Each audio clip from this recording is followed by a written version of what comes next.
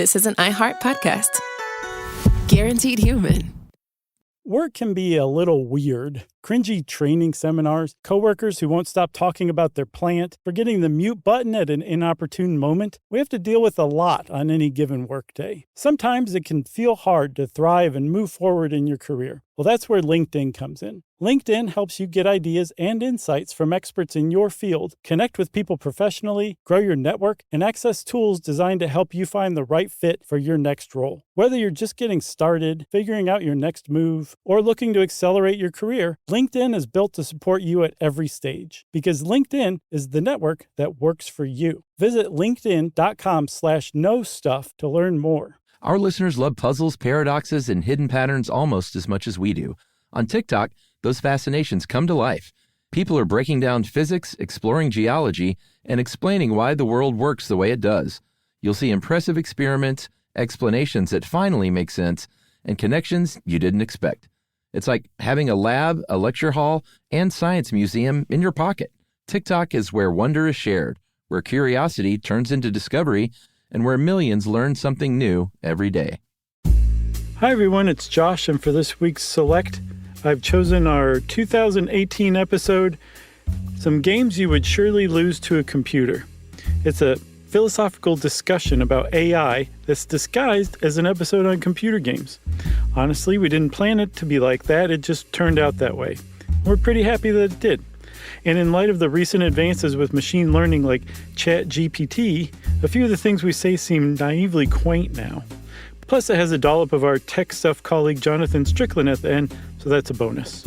Hope you enjoy.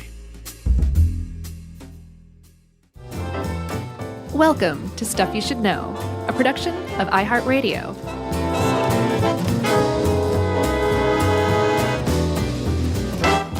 Hey, and welcome to the podcast. I'm Josh Clark. There's Charles W. Chuck Bryant.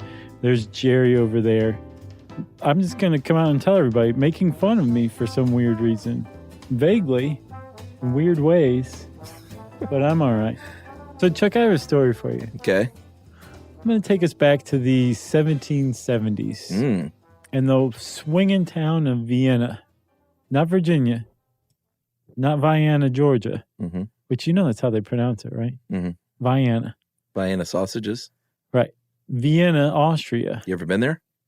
Vienna, Austria? No. Been to Brussels. That was pretty close. Vienna's lovely. I'm sure. I think it's a lot like Brussels. Very clean, lovely town. I just remembered it being very clean. Yeah, very clean, gorgeous architecture. Weird little angled side streets. They're very narrow. Very pretty town. So we're in Vienna, and there is a dude skulking about, going to the royal palace in Vienna. His name is Wolfgang von Kempelen. And he's an inventor. He's an engineer. He's a pretty sharp dude, and he's got with him what would come to be known as the Turk. But he called it the mechanical Turk or the automaton chess player. And that's what it was. It was a wooden figure that moved mechanically, seated at a cabinet, and on top of the cabinet was a chessboard. And when he brought it out to show to the royal court, he would it was cool kind of, but nothing they hadn't seen before, because automata was kind of a hip thing by then. Yeah, people loved building these, engineering these automata machines to do various things, and people were just knocked out by the fact that you hide these gears and levers behind wood or a cloth, and it looks as though there's a real, well, not real, but you know what I mean. That it's like a real machine. Yeah, but they weren't fooled into thinking like, is that a real man? It was, no. But it was, for their time, it was so advanced looking that it's like us seeing Ex Machina in the movie theater. Sure. Does that make sense? Yeah, no, it does make sense. But imagine seeing like Ex Machina and being like, I've seen this before. This isn't anything special. Okay? Yeah, and this thing, to be clear, looked like a, is it Zoltar or Zoltan from Big? Zoltar? Zoltan? I don't know. It's one of those two. One of those two. Like this guy's wearing a turban, and it's in a glass case, like a bust like a chest up thing. Yeah, he's seated at this cabinet, so there's no need for legs or anything like that. Yeah. But this is what was amazing about the Turk. He could play chess, and he could play chess really well. Mm-hmm. So, yeah, he was like an automaton, and he moved all herky-jerky or whatever. But he could play you in chess, which was a huge, huge advance at the time. Like, this is something that wouldn't come up again until the 1990s, more than 200 years later. This automaton, could play a human being in chess and beat them. Well, yeah, and it looked like when the game started, it would look down at the chessboard and like cock his head like, what should my first move be? Right. And I love this part, if people tried to cheat, apparently Napoleon tried to cheat this thing, because this guy, he debuted it at the Viennese court, but then it went on a world tour. Yeah, and it was taken over by a successor to the guy who toured with it even further. People went nuts for this stuff. They did. They loved it because they were like, this is crazy. I can't believe what I'm seeing. Most people, though, were not taken in by it. They're like, there's some trick here. Sure. But von Kempelen and the guy who came after him, I don't remember his name, they would demonstrate. Yeah. You could open this cabinet and you could see all the workings of the mechanical Turk inside. Right. So what I was saying is, if this thing's sensed a cheater, like Napoleon supposedly did, it would, Napoleon would move a piece out of turn or illegally or something. Right. This dude, the Turk 182, would pick up the chess piece, move it back as if to say like, no, right. Napoleon, I see what you're doing. Yeah. And then if the person attempted to move it again, I don't know how many times, maybe 2 or 3 times, eventually it would just go, and wipe his hand across the board and knock off all the pieces, game over. Right. Which is pretty great. Yeah. It's a nice little feature. Yeah, it is. But it even showed even more that this thing was thinking for itself. Yeah. That's the key here, right? Sure. Chess had been, for a very long time, viewed as only something that a human would be capable of because it took a human intellect. And there was actually a guy, an English engineer, I think he was a mechanical engineer. His name was Robert Willis. He said that chess was in, quote, the province of intellect alone. So the idea that there is this automaton playing chess blew people away. Oh, yeah. But again, people figured out like, okay, there's something going on here. We think that von Kempelen is controlling this thing remotely somehow, maybe using magnets or whatever. Other people hit upon the idea that there was a small person inside the cabinet who would hide when the workings were shown, when the cabinet was open to show the workings. Yeah. And then when the cabinet was closed again and the mechanical Turk started playing, the person had crawled back out and was actually controlling it. This seems to be the case, that there was a person controlling it. But the idea that it was a machine that could think and beat humans in chess had like kind of unsettling implications. Yeah, this author, Philip Thickness, great name, British author.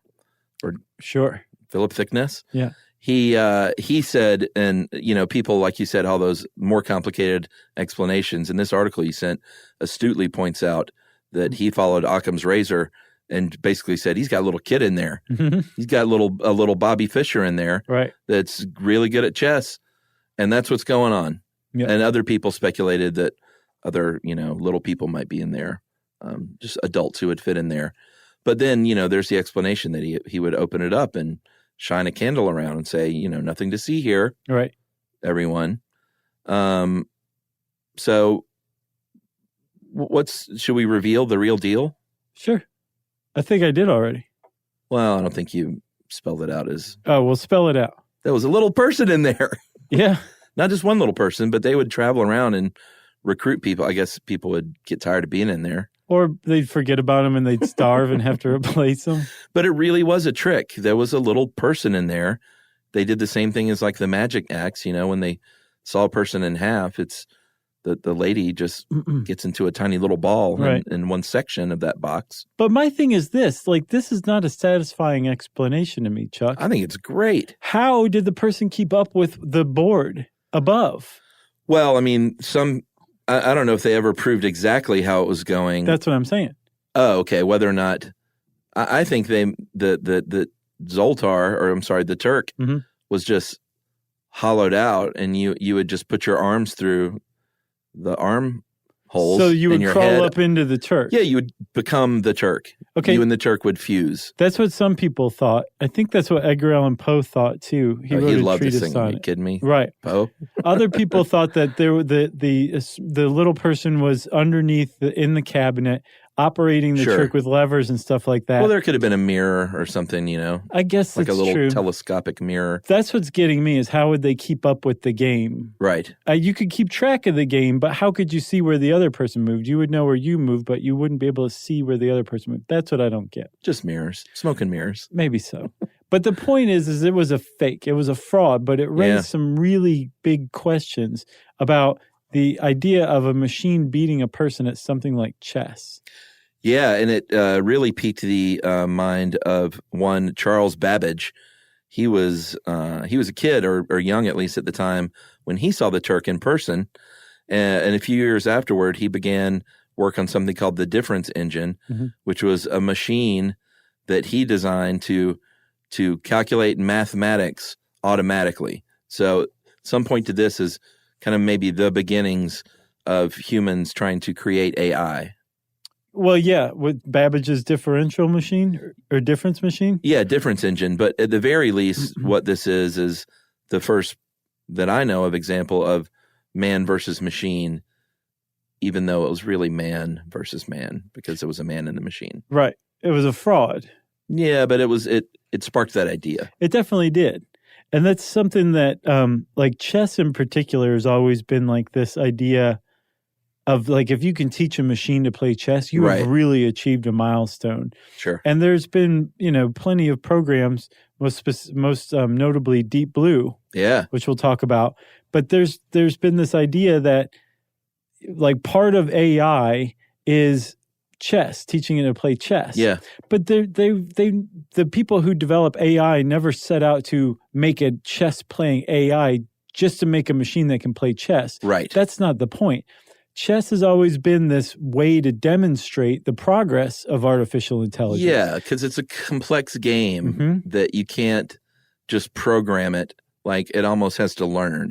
Well, it depends on how you come at it at first, right? So initially, they did try to program it. Okay, there's this from basically 1950 to about say 1950 to 2010, 60 years, right?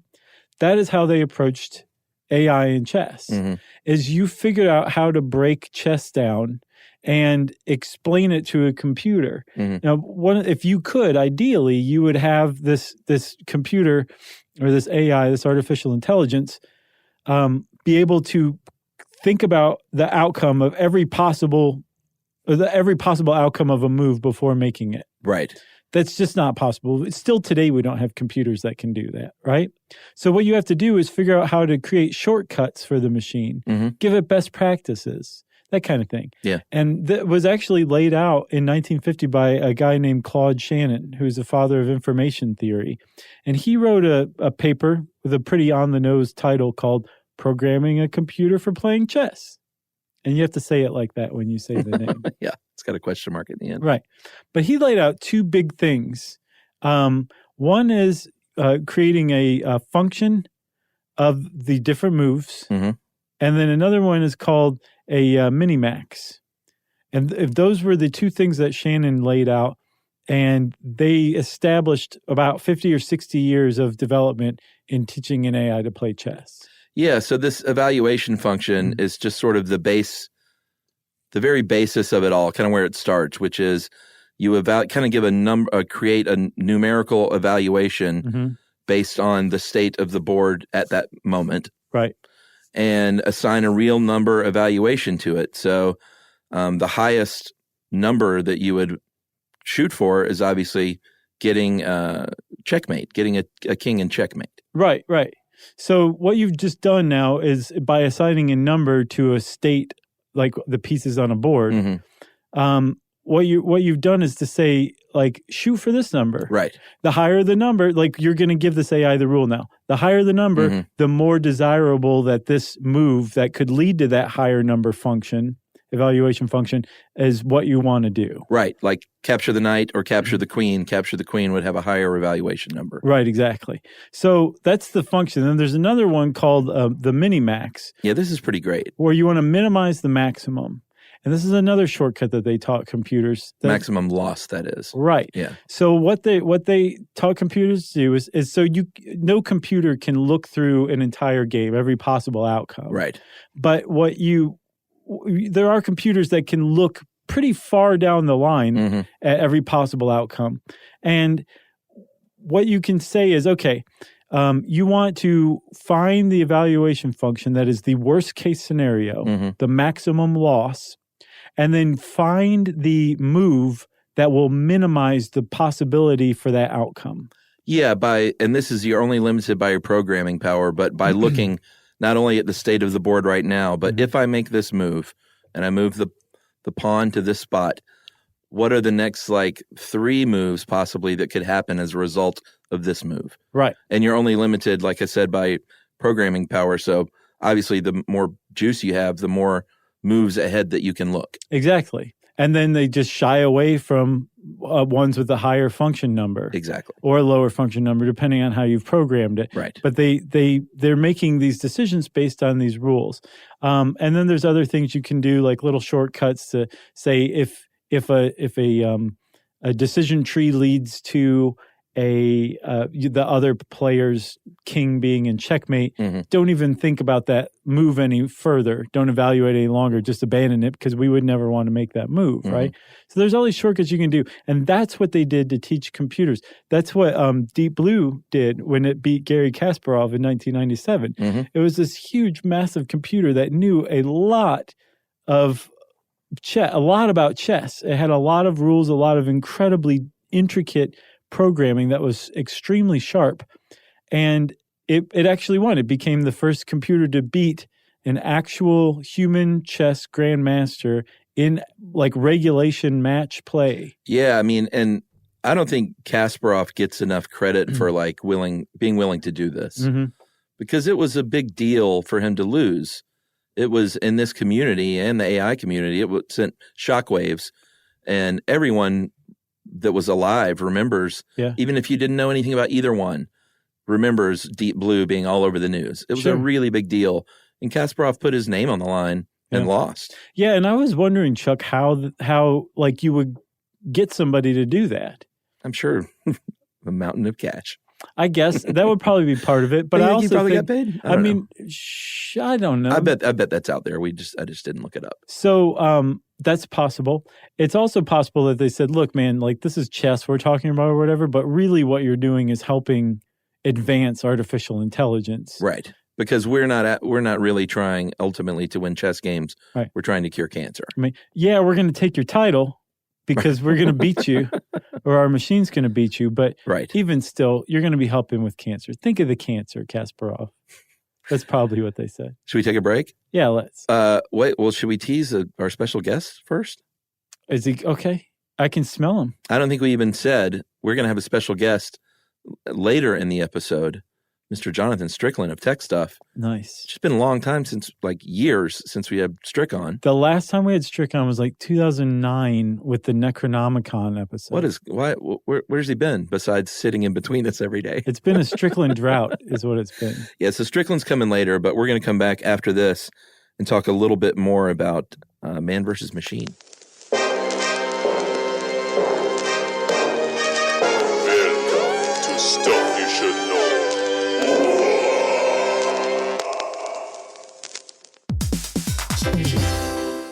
Hey everybody, we're here to talk to you about Wayfair, who believes that spaces should be functional, they should be comfortable, they should be well-designed, and they can be well-designed by you with their help. Your updated space should feel more comfortable, inviting, and practical for everyday use. And we're talking about outdoor seating. We're talking about grills. We're talking about major appliances. If you need storage solutions, Wayfair can help you out. Patio lighting, rugs, decor. It is your one-stop shop for home. Yeah. I mean, it's getting nice out, so it's time to think about living outdoors for the next few months. And Wayfair knows that outdoor furniture, it's heavy, it's intimidating to assemble. So Wayfair has stepped in and said, we're going to handle the hard part so you don't have to. That's right. You can shop Wayfair Verified, your shortcut to the good stuff. And that means their team of product specialists are going to vet everything by hand using a 10-point inspection, testing things like, quality materials, functionality and features, and even how long it takes to build that piece of furniture. And the overall experience save time, reduce hassle, and improved convenience. Patio season is here, and these deals won't last. So head to wayfair.com right now to get your outdoor space ready for way less. That's WAYFAIR.com. Wayfair, every style, every home. Dell PCs with Intel Inside are built for the moments that matter, for the moments you plan and the ones you don't. Built for the busy days that turn into all-night study sessions, the moment you're working from a cafe and realize every outlet's taken. Yeah, the times you're deep in your flow and the absolute last thing you need is an auto update throwing off your momentum. That's why Dell builds tech that adapts to the way you actually work. Built with a long-lasting battery so you're not scrambling for the closest outlet, and built-in intelligence that makes updates around your schedule, not in the middle of it. That's right. They don't build tech just for tech's sake. They build it for you. Find technology built for the way you work at Dell.com/Dell PCs. Built for you.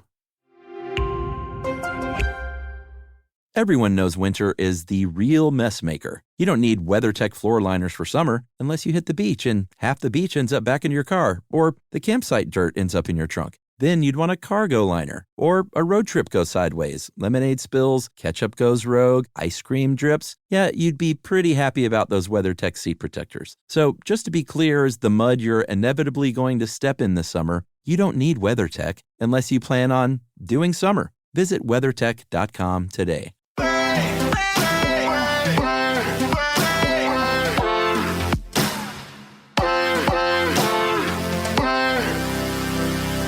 Okay, dude. So what we just described was how AI was taught to play things like chess or to think. Like you take something, you figure out how to break it down into little rules and things that a computer can think of, right? And then follow these kind of rules to make the best decision.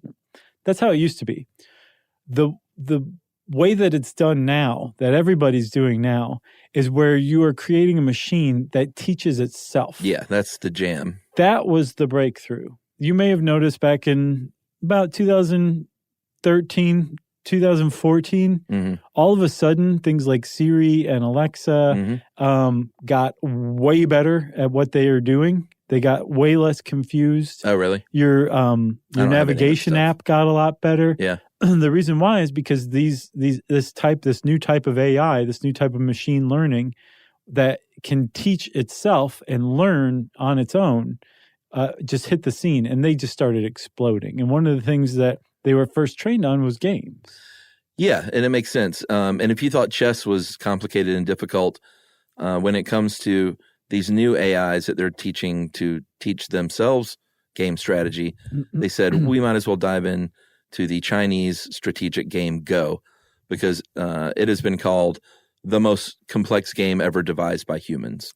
Yeah. And that was actually a quote from Demi Hasabi, a neuroscientist and the founder of DeepMind, which was DeepMind. They were purchased by Google, or were they always part of Google? I don't know if they were a spun-off branch or where they were purchased, but it's one of Google's AI outfits. Well, they're one of the teams, that are designing these new programs. And to give you an idea of how complex Go is, it deals with a board with different stones, and there are 10. How do you even say that? 10 to the 170th power. So that means 170 zeros. And take that number, and that's the number of possible configurations of a Go board. Right. So, like you say, chess is very complex and complicated, and it's very difficult to master. Go, and I've never played Go, have you? No. So it's easy to learn. Right, but very complicated in its simplicity. Right, exactly. It's extremely difficult to master. And there was a guy in the late 90s, and I'm guessing that he was saying this after Deep Blue beat Kasparov. It was an astrophysicist from Princeton. He said that it would probably be 100 years before a computer beats a human at Go.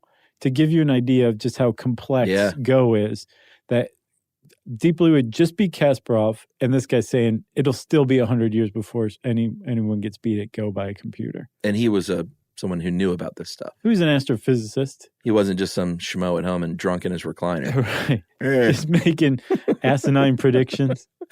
So, and again, we've said this before, but I want to reiterate the people that I think AlphaGo is the name of this program. The people that created this at DeepMind, they wanted to stress that this is a problem-solving program.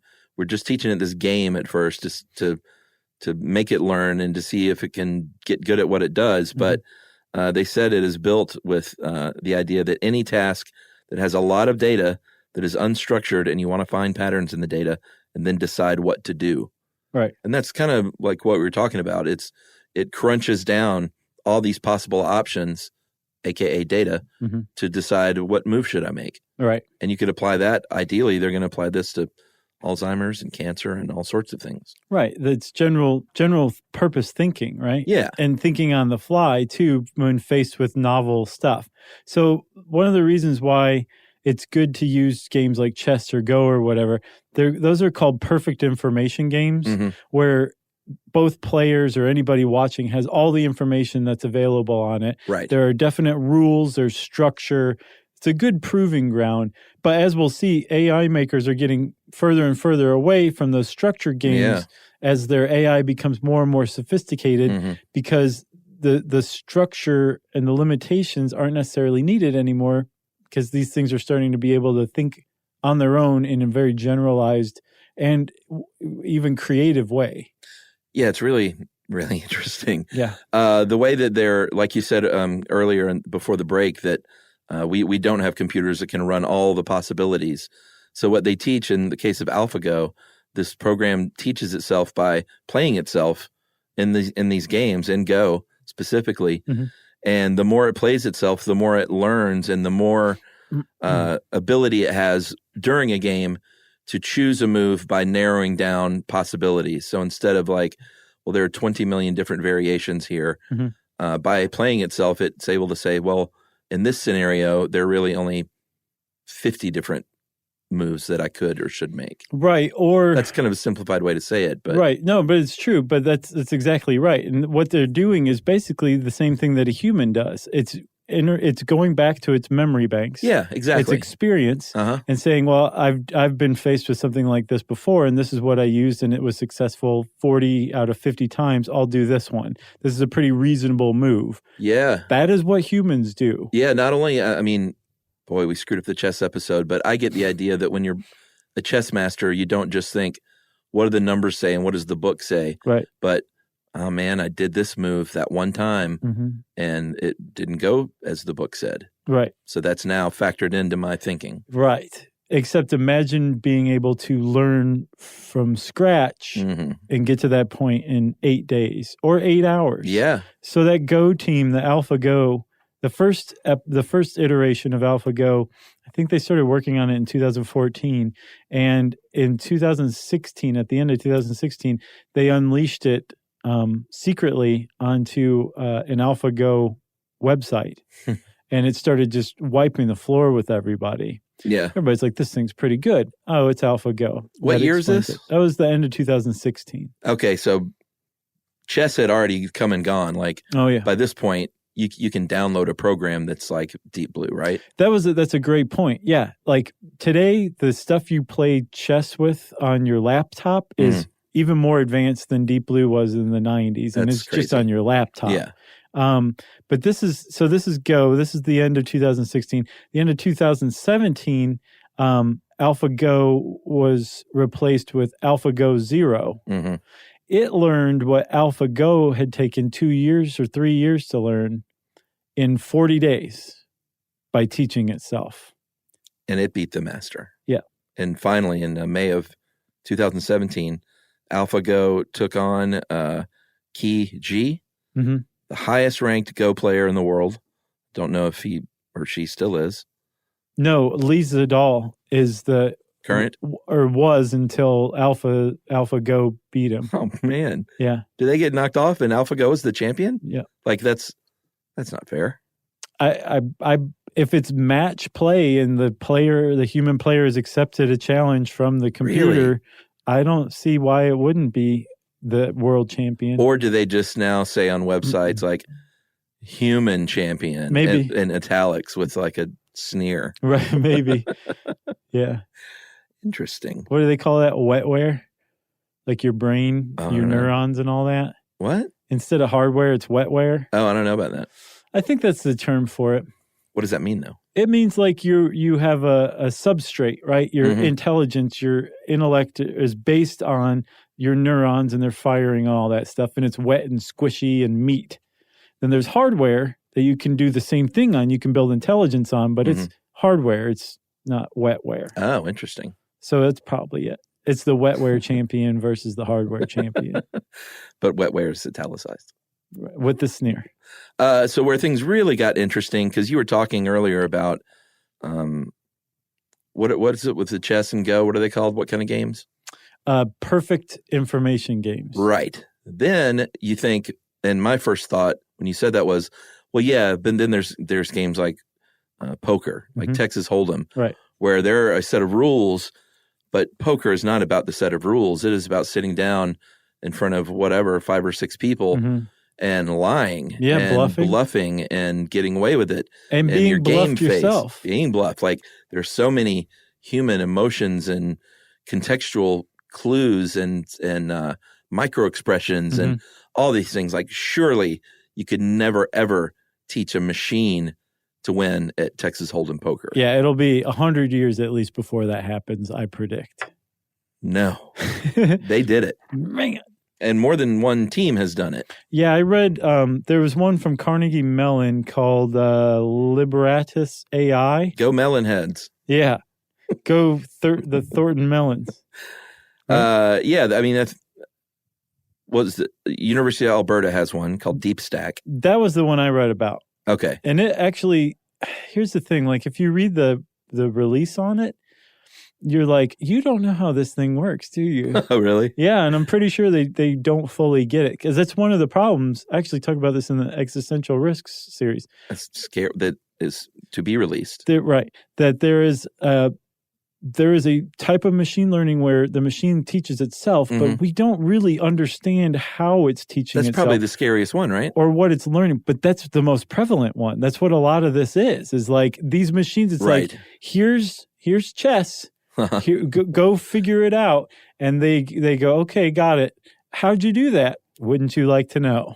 So that's the scariest presentation you will see on AI is when someone says, well, how does all this work? And they go, Right. But we just know it can beat a human at poker. Yeah. But the thing about Deep Stack at the University of Alberta is that it learned somehow some sort of intuition. Yeah, because that's what's required. Is not just the perfect information where you have all the information on the board. It's with poker, you don't know what the other person's cards are, and you don't know if they're lying or bluffing or what they're doing. So that's an imperfect information game. So that would require intuition. And apparently not one, but 2 different research groups taught AI to intuit. Yeah, Carnegie Mellon came out in January of 2017 with its Liberatus AI. And they said they spent 20 days playing 120,000 hands of Texas Hold'em with 4 professional poker players and won and smoked him basically. Got up to, they weren't playing with real money, obviously, but they that would have been great. They were playing with Skittles like me as a kid. Funded their next project. Liberatus was up by 1.7 million. And one of the quotes from one of the poker players that he made to Wired magazine said, I felt like I was playing against someone who was cheating. Like it could see my cards. I'm not accusing it of cheating. It was just that good. Right. So that's a really interesting thing, man, that they could self-teach a program, or a program could teach itself intuition. Right. It's creepy. Yep. I thought this part was interesting, the Atari stuff. Yeah. This gets pretty fun. Google DeepMind let its AI wreak havoc on Atari 49 different Atari 2600 games, see if it could figure out how to win. And apparently the most difficult one was Miss Pac-Man, which is a tough game still, man. Miss Pac-Man, they nailed it. That's still one of the great games. But their game or their deep Q network algorithm beat it. Yeah. I think it got the highest score, 999,900 points.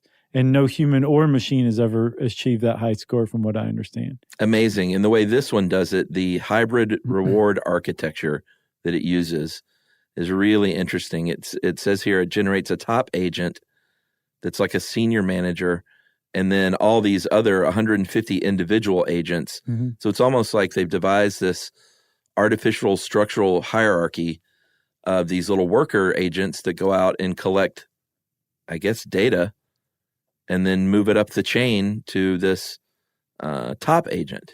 Right. And then this thing says, okay, I think that you're probably right. What these agents are probably doing, and I don't know this is exactly true, but there are models out there like this, where the agent says, this is, you have a 90% chance of success at getting this pellet if we take this action. Somebody else says, you got an 82% chance of evading this ghost if we go this way. And then the top agent, the senior manager, can put all this stuff together and say, well, if I listen to this guy and this guy, not only will I evade this ghost, I'll go get this pellet. And it's based on what confidence level that the lower agents have in success in recommending these moves, and then the top agent weighs these things. Wow, they should give him a little cap. But all this is happening like that. Oh yeah, you know what I'm saying? This isn't like, well, hold on, everybody. What is Harvey? What do you have to say? Well, let's get some Chinese in here and hash it out. And everybody sits there and orders some Chinese food, and then you wait for it to come, and then you pick up the meeting from that point on. And then finally, Harvey gives his idea, but he forgot what he was talking about, so he just sits down and eats his egg roll. Well, here's a pretty frightening survey. There was a survey of more than 350 AI researchers, and they had the following things to say. And these are the pros that are doing this for a living. They predicted that within 10 years, AI will drive better than we do. By 2049, they will be able to write a best-selling novel. AI will generate this. And by 2053, be better at performing surgery than humans are. So again, one of the things about the field of artificial intelligence, which you know a lot about now. Famous. Yeah. I do. It is famous for making huge predictions that did not pan out. Sure. But you've also seen it's also famous for beating predictions that have been levied against it. But there is something in there, Chuck, that stands out to me, and that's the idea of an AI writing a novel. Like for a very long time, I thought, well, yeah, okay, you can teach a robot arm to like put a car part or something somewhere if you wanted to. Yeah. Just follow these mechanical things. Or it can use intuition, or it can use logic and reason. But to create, that's different, right? That was like the new frontier. Right. Where it used to be chess, and then it was Go. The next frontier is creativity. And they're starting to bang on that door big time. There's a game designing AI called Angelina out of the University of Falmouth, which I always want to say Foulmouth. Yeah. But we'll just call it Falmouth like it's supposed to. And Angelina actually comes up with ideas for new games. Not like a different level or something like you should put a purple loincloth on that player. That'll look kind of cool. Like new games, but whacked out games that humans would never think of. One example I saw is in a dungeon battle royale game, a player controls like 10 players at once, and some you have to sacrifice to be killed to save the others. Like just stuff that a human wouldn't necessarily think of. Yeah. This AI is coming up with. Well, I mean, when you think of creatively, especially something like writing a novel or a film, if there are only 7 stories, I mean, isn't that sort of the thinking that they're basically every dramatic story is a variation of one of 7 things? Yeah. So, I mean, you can look at like AI as scary, and in some ways it very much is and can be. But there's also like definitely a level of excitement of the whole thing, and the idea that there are artificial minds that are coming online or that have come online now that are out there that are they'll just naturally, by definition, see things differently than we do. Yeah. And the idea that they can come up with stuff that we've never even thought of that is just going to knock our socks off, hopefully in good ways, that's a really cool thing. And so maybe there's just 7 as far as humans know, but there's an unlimited amount if you put computer minds to thinking about these kind of things. That's the premise of it. Right. So the robot would be like, you never thought of boy meets girl meets, well, Trilobite. But see, even that's a variation of probably. Right. Just imagine something that just we've never even thought of. Well, do you know how they should do this? If they do that, is just release a book and not tell anyone that it was written by an AI program. Because if they do that, then it's going to be so under scrutiny. Oh, yeah. They should secretly release this book.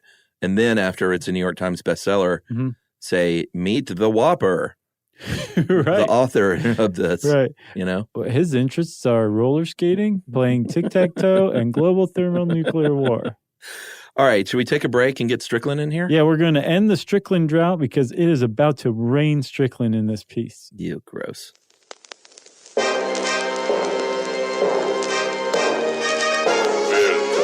Stuff you should know.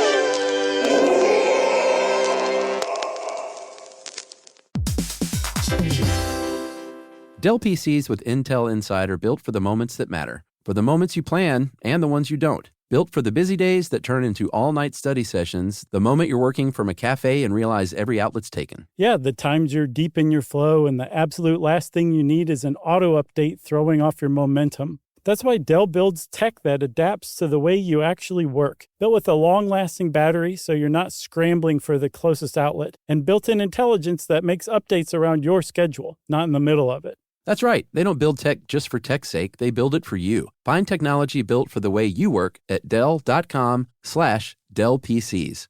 Built for you.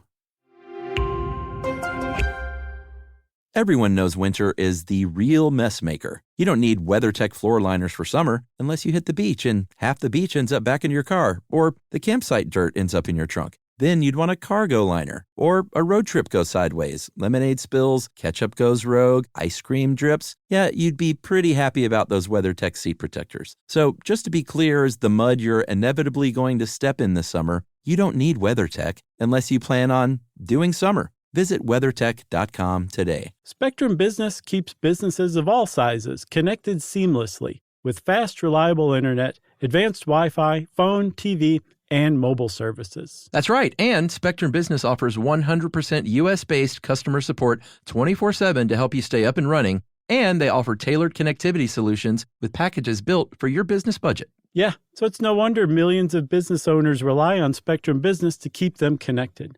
Visit spectrum.com/business to learn more. Restrictions apply. Service is not available in all areas.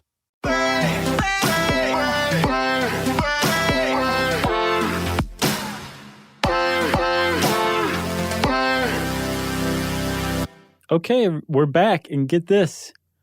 The scent of Strick has permeated our place, and it's a beautiful scent. It smells like a soldering gun and a circuit board. And I'll feel the lavender. And a protein bar. That's fair. I was going to say Draco Noir, but that would have been a lie.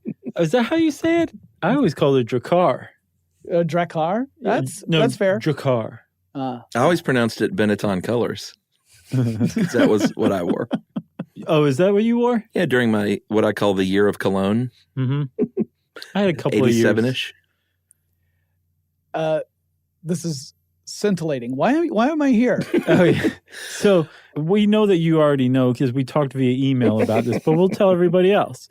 We have brought you in here because you are the master of tech, and we are talking tech today, which we've talked about without you before, but frankly, Chuck and I and Jerry huddled, and we said, this is not quite as good without Strick, so let's try something different. Gotcha. And we're talking about games and machine versus man and that whole whole evolution and how that's gone super crazy over the last few years. Games right? without frontiers, Yeah. as Peter Gabriel would say. Yeah. War without fear. And we've talked a lot about the evolution of machine learning and how now it's starting to take off like a rocket because they can teach themselves. Right. But one thing we haven't really talked about are solved games. I mean, we talked about chess. Yeah. We talked about Go. Right. Would those constitute solved games? Not really. So a solved game is the concept where if you were to assume perfect play on either sides of the game, you would always know how it was going to end. Which we always assume perfect play, right? Yeah. That's kind of our bag. That's right. the stuff you should know motto. So perfect play just meaning that no one ever makes a mistake. So very much the way I do my work, The right? stuff you should know motto. Exactly. So if you were to take a game like tic-tac-toe and you assume perfect play on both sides, it is always going to end in a draw. Which is what's in war games, Yes. right? The only way to win is not to play. Right. Yes. So a game It's like quitter talk. a game like Connect 4, whoever goes first is always going to win, assuming perfect play on Really? both sides. Yes. What? I don't think I've played Connect 4. That's where you drop, or in a long time, that's one where you drop the little tokens. Yeah, Well, we like did- kind of like checkers. We Yeah. did an interstitial with playing Connect 4, remember? I was faking it, though. And you had perfect play, so I knew it was useless. No, I was going to say that I'm so humiliated by all the Connect 4 games that I've lost, starting even. Yeah. Yeah. Terrible. But I mean, perfect play, that's something that obviously only the best players typically achieve with significantly complex games. Obviously, the simpler the game, the easier it is to play perfectly. Right. Tic-tac-toe, if you know, once you've mastered the basics of tic-tac-toe and the other person has, you're never really going to win unless someone has just made a silly mistake because they weren't paying attention. Like Well, they one- put a star instead of an X. Right. Which doesn't count, automatically disqualifies you. One thing I've found that's very enjoyable is playing with little kids who haven't figured out that tic-tac-toe is very easy to play. Yeah. Yes. You That's smash their face satisfying. in the board Yeah. and rub it in. Yeah. I mean, it's the same reason why I like to join in on Little League games because I can really whale that ball out of the park. Yeah, it really makes me feel like a man. That's the most tech stuffy thing you've ever said. You really whale that ball out of the park. Well, to be fair, I did just do a Tech Stuff episode about the technology behind baseball bats, so it's Oh, still fresh on the interesting. mind. Nice. I Yeah. have to listen to that one, actually. It's a lot of fun. So there have been a lot of games that have been solved. Right. Checkers was one that was recently solved recently by the early 90s when it was played against a computer called Chinook and Chinook. Yeah, like the helicopter or the winds that blow through Alberta. Exactly. And so there are certain games that are more easily solved than others. You do it through an algorithm, but other games like chess are more complicated because in chess you have multiple moves that you can do where Right. you can move a piece back the way you win, right? You're not committed to going a specific direction with certain Oh, pieces. never thought about that. Like with a knight, you could go right back to where you started on Yeah. your next move if you wanted to.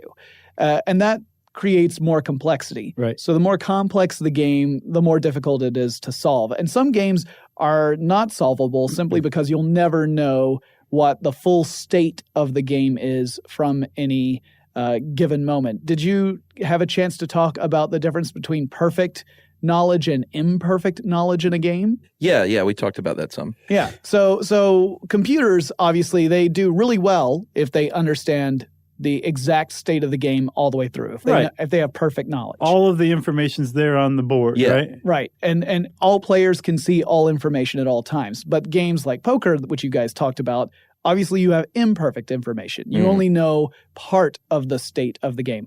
That's why those games have been more difficult, more challenging for computers to get better than humans until relatively recently. And there have been two major ways of doing that. You either throw more processing power at it, Right. like you get a supercomputer, or you create neural networks, artificial neural networks, and you start teaching computers to, quote unquote, learn the way people do. So we talked about that. Yeah. And one of the things that we talked about was how there's this idea that the programmers, especially say the people who are making programs that are playing poker and are getting good at poker, aren't exactly sure how the machines are learning to play poker or what they're learning. They're just getting better at poker. Yeah. Do they know how they're learning poker, or they just know that they're learning poker and that they're good at it now? Like, where's the intuition how is that being learned? An excellent question. The way it typically is learned, especially with artificial neural networks, is that you set up the computer to play millions of hands of poker that are randomly assigned. So it's truly as random as computers can get. That's a whole philosophical discussion that I don't think we're ready to go into right now. But you have games come up where the computer is playing itself millions upon millions of times and learning every single time how the statistics play out, how different betting strategies play out. It's sort of partitioning its own mind to play against itself. And through that process, it's as if you, as a human player, were playing thousands of games with your friends. And you start to figure out, oh, when I have these particular cards and they're in my hand, and let's say we're playing Texas Hold'em, and the community cards are these, then I know that generally speaking, maybe 3 times out of 10, I end up winning. Maybe I shouldn't bet in this. Well, the computer's doing that, but on a scale that far dwarfs what any human can do, and in a fraction of the amount of time. Right, gotcha. And so it's sort of, it's intuition in the sense of it's just done it so much. Right, but does that mean it's completely ignoring micro expressions and facial cues? So that doesn't even come into play. Yeah, it doesn't. I should say Strickland just nodded yes. Yeah, I was waiting for Chuck How many to finish years have you been doing this? Well, I still nod when I do a solo show and I do a lot of expressive dance. What do you think, Jonathan? I don't know, Jonathan. Yeah, it gets lonely in here, guys. No, but yes, what you're saying, all the tells, right? The tells that you would use as a human player, the computer does not pick up on this. Typically so it's just data. Yes. Typically what it would do is it would study the outcomes of the games from a purely statistical expression. So all right, well, that makes more sense. Most of these poker games tend to be computer-based poker games. So it's not that it's playing, like it's not like there's a computer that says, push 10 more chips into the table. You know, it's eye tick. Right, exactly. It's a little winky face emoticon. Like, I don't have good cards. No, it's all usually over sort of like internet poker, which a lot of the people who play professional poker cut their teeth on. Sure. Especially, you know, in the more recent generations of professional poker players. These kids today. Yeah. They don't know what it's like to be in a smoky saloon. Like Moneymaker. When Moneymaker rose to the top a few years ago, well, more like a decade ago now, he had come from the world of internet poker. And so he was using those same sort of skills in a real world setting. But obviously there are subtle things that we humans do in our expressions that computers do not pick up on. And in fact, that leads us sort of into the realm of games where computers don't do as well as humans. Yeah, is that list you sent a joke or is it real? No, that's real. It does seem like it's weird. Like one of the games on there is Pictionary, for example, or Tag. Or Tag, yeah. But some of these are they sound silly, but when you start to think about them in terms of computation and robotics, you start to realize how incredibly complex it is from a technical perspective, but incredibly easy it is for your average human being. Okay. So with humans, a game of tag, once you know the basics, it's all an instinct. You know what to do. You run after the person, you try to catch up with them, and you tag them. But you also know... You push them in the back as hard as you can. Well, if you're Josh, you push them as hard as you can. But most of us, we tag, and we're not trying to cause harm. Robots, however, not so good on the... That's the second stuffiest thing you said. I'm just saying. Isaac Asimov's rules of robotics aside, robots are not very good at judging how hard they have to hit something in order to make contact, right? Yeah. They're not as good at even your bipedal robots that walk around like people, even the ones that can run and do flips and stuff. Have you seen that one the other day, the footage of that thing running and jumping? It's really impressive. And super creepy. Yeah, but even so, that's a clip of the best of. If you ever see the clips where they show all the times the robot's fallen over, or pouring hot coffee in someone's head. Yes, but they always play those clip shows to yakety sax. yes, this is true. So DARPA had its big robotics challenge a few years ago where they had bipedal robots try to go through a scenario that was simulating the Fukushima nuclear disaster. So the interesting thing was the robot had to complete a series of tasks that would have been mundane to humans. Things like open up a door and walk through it and pick up a power tool and use it against a wall. Yeah. And you can watch the footage of some of these robots doing things like being unable to open the door because they can't tell if they need to pull or push, or they open the door but then immediately fall over the threshold of the door. Right. And when you see that, you realize as advanced as robotics is, as advanced as machine learning has become, and as incredible as our technology has progressed, there are still things that are fundamentally simple to your average human that are incredibly complicated from a technical standpoint. Like a 6-year-old can play Jenga better than a robot. Right. Okay, but the thing is we're talking robots here, and as we go more and more and more online and our world becomes more and more like web-based rather than reality-based, doesn't the fact that a robot can't walk through a door matter less and less? And the idea that machines are learning intellect and the robot is creativity the and door. reasoning, you just blew my mind. That's becoming more and more vital and important and something we should be paying attention to. It absolutely is something we should pay attention to. I mean, we have robotic stock traders that are they're trading on thousands of trades per second, right? So fast that we have had stock market booms and crashes that last less than a second long due to that. So the robot army that will ultimately defeat us is not something from the Terminator. It's invisible. Right. It's online. Or it will be online. It's what's determining our retirement. Right. Or the global economy or our municipal water supply or whatever. Yeah. No, the fascinating thing to me about this is not just that we're training machine intelligence to learn and to perform at a level better than humans, but that we're putting a lot of trust in those devices, in things that have real incredible impact on our lives, significant enough impact where if things were to go south, it would be really bad for us. And not in that Terminator respect. Like, Terminator is a terrifying dystopian science fiction story, but then when you realize what could really happen behind the scenes, you think, oh, the robots don't have to do any physical harm to us to really mess things up. Right. So there are certainly some cases for us to be very vigilant in the way we deploy this artificial intelligence. Do it right from the outset. Exactly. And that's but isn't it too late? Depends. No, not necessarily. I think I don't think it's too late, but I think it's getting to that point of no return very, very quickly by December of this year. Yeah. Well, if you're someone like Elon Musk, you'd say if we don't do something now, we're totally going to plummet off the edge of the cliff. But now is a window that is rapidly closing. Yes. Yeah. Yeah. The now is a time where we've got a deadline. We don't know exactly when that deadline is going to be up, but we know that it's not getting further out. We're just getting closer to that deadline. So, and a lot of this is covered in deep conversations in the artificial intelligence and machine learning fields that has been going on for ages, to the point where you even have bodies like the European Union that have debated on concepts like granting personhood to artificial intelligence. Right, yeah. So this is a really fascinating and deep subject that, and the games thing is a great entry point into having that conversation. I'm lucky if I can win a game of chess against another human being. Oh yeah, right. So we can't even describe chess. I do. My big thing is I do that night thing. I call it the night shuffle. I just move them back and forth. Right.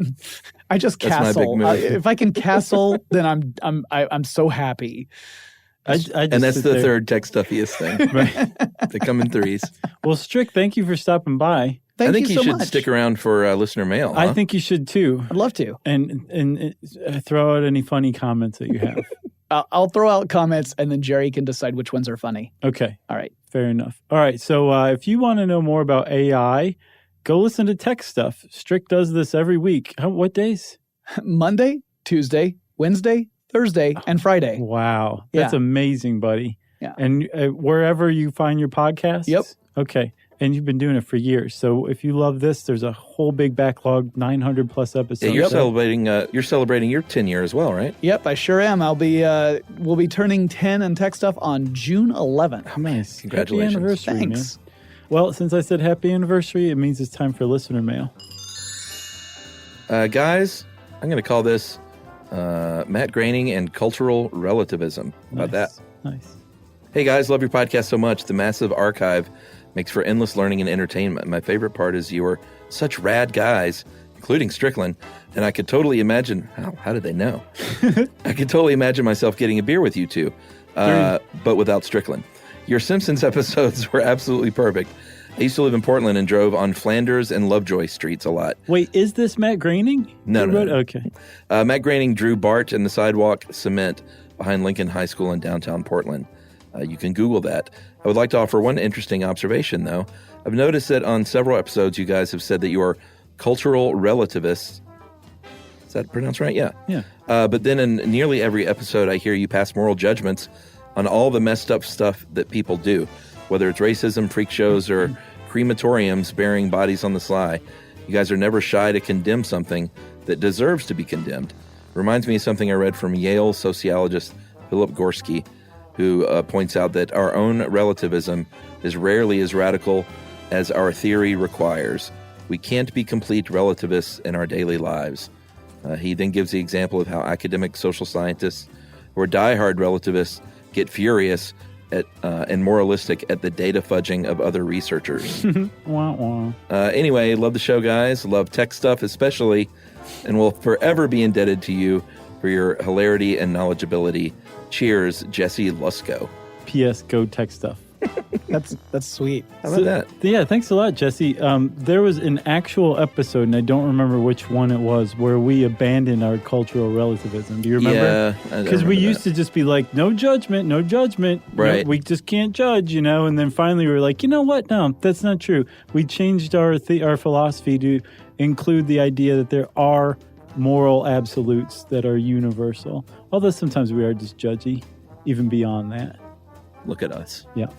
Well, if you want to get in touch with us, you can send us an email to stuffpodcast@howstuffworks.com. You can send John an email to techstuff@howstuffworks.com. Nice. And then hang out with us at our home on the web, stuffyoushouldknow.com. And just go to Tech Stuff. Just search it in Google. I come up all the time. Fair enough. Stuff You Should Know is a production of iHeartRadio. For more podcasts from iHeartRadio, visit the iHeartRadio app, Apple Podcasts, or wherever you listen to your favorite shows.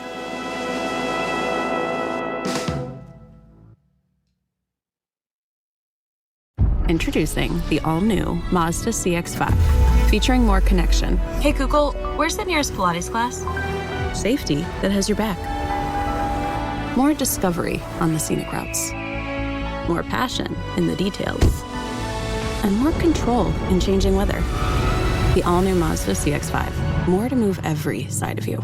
See it in 5 films at MazdaUSA.com/5sides. Google is a trademark of Google LLC. Sequences shortened and simulated. Everyone knows winter is the real mess maker. You don't need WeatherTech floor liners for summer unless you hit the beach and half the beach ends up back in your car, or the campsite dirt ends up in your trunk. Then you'd want a cargo liner, or a road trip goes sideways, lemonade spills, ketchup goes rogue, ice cream drips. Yeah, you'd be pretty happy about those WeatherTech seat protectors. So just to be clear, as the mud you're inevitably going to step in this summer, you don't need WeatherTech unless you plan on doing summer. Visit WeatherTech.com today. When it comes to small business, people want to talk to people, not bots, not voicemail. Your customers or clients want a real human connection. And that's exactly what they get with Ruby. Ruby is the virtual receptionist company that takes care of your callers when you're unavailable, in the middle of something, or just don't want to pick up. They can answer, screen, and transfer calls, as well as take messages, collect payments, book appointments, and more. All while saving you time and making the people you serve feel special. It's available 24/7, 365 days a year, and is 100% based in the U.S. See how it works at ruby.com, or better yet, give them a call at 844-900-RUBY. This is an iHeart podcast. Guaranteed human.